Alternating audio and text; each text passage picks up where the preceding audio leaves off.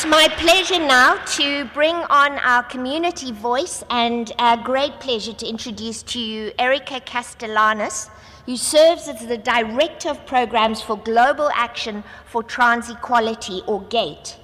Erika is a transgender woman living with HIV from Belize, based in the Netherlands. A social worker by profession, she previously served as the Executive Director and founder of the Collaborative Network of People Living with HIV of Belize, or CNET. Erika, please come and give your remarks.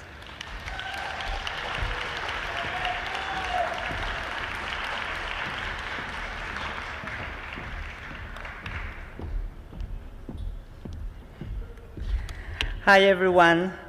Firstly, I would like to express our gratitude to the City of Amsterdam for being such a great host. Amsterdam, bedankt. I would like to congratulate everyone who has participated in this conference. With you all, this would not be possible. Over the past week, we have learned much about HIV, TB, and the malaria response. We have much to celebrate, such as the advancement in medical research that means undetectable equals untransmittable. U equals U has the power to transform the lives of people living with HIV. The work of medical professionals proving that U equals U, and the work of activists in ensuring that this message was delivered to our communities and to the general population as a whole demonstrates how much more we can achieve when we collaborate together. Key population activists with the medical community and our governments. However, there is also much work that still needs to be done. Stigma and discrimination are still very much present in the lives of those living with HIV, and it is to this which I would like to speak today. We heard from activists in countries where implementation of the U equals U message is next to impossible, because people living with HIV on ARVs have to wait sometimes up to 1 year for results for viral load tests, or where stockage issues result in inconsistent access to life-saving medicines. This is a constant threat to the health and well-being of people living with HIV. We heard from key populations who are still being overlooked and excluded from the global HIV response, whose voices are being ignored or represented in a tokenistic way. Trans people, young people, black people of color, migrants, sex workers, women, drug users, we are still being left behind, and we cannot afford to wait until these communities are dying before we include them fully in the global HIV response. So what needs to be done? There needs to be a greater effort on the part of the pharmaceutical industry to ensure access to and affordability of medication. Medical providers are often stretched to the max. Activists are constantly close to burnout, and neither have access to unlimited funding for procurement of medicines and life-saving treatment supplies. Where there are stockage shortages, the burden should be placed upon the pharmaceutical industry to fill that gap. As a member of the trans community, I would like to address issues facing our community, specifically in key population data. Trans women are still being included in funding and data focused on men who have sex with men. Although we are women, we are not men.